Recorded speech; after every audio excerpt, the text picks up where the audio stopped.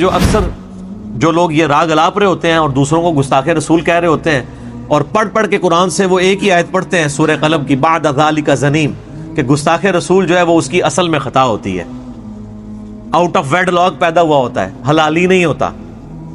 تو پھر میں کہتا ہوں کہ یہ تو ولید ابن مغیرہ کے بارے میں نازل ہوئی تھی، تو یہ تو کافر والی آیت ہے. یہ آپ بریلوی علماء جو ہیں دیوبندی اہل حدیث اور شیعہ کے اوپر کیوں لگاتے ہیں؟ یہ تو آیات کافروں والی ہیں.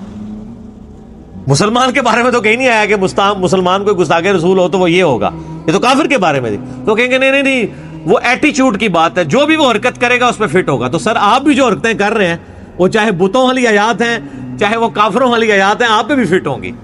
قرآن پاک کی آیات آفاقی ہیں، جسے فٹ اسے گفٹ. ٹھیک ہے، قل ان کنتم تحبون اللہ فاتبعونی. یہ آیات تو یہودیوں کو ٹانٹ کیا گیا تھا، وہ کہتے تھے ہم اللہ والے ہیں، تو فرمایا گیا کہ اگر اللہ سے محبت کرتے ہو پھر اس نبی کو بھی ماننا ہوگا. نبی علیہ السلام سے ان کو چڑ تھی. تو یہ آیت بھی یہودیوں کے بارے میں ہے، لیکن کیا میلاد کے جلسوں میں یہ آیت نہیں پڑھی جاتی ہے کہ رسول اللہ صلی اللہ علیہ وآلہ وسلم کی جو اتباع ہے اسی کے اندر اللہ کی محبت چھپی ہوئی ہے؟ تو یہ تو کافروں والی آیت ہے، یہ کیوں مسلمانوں پہ لگا رہے ہوتے ہیں؟ کیوں مسلمانوں کو سنا رہے ہوتے ہیں؟ وہ کہتے ہیں نہیں آفاقی ہیں. تو یہ آیات بھی آفاقی ہیں. کفر کا مطلب ہے ناشکری کی روش، انکار عمل سے بھی ہو سکتا ہے، عقیدے سے بھی.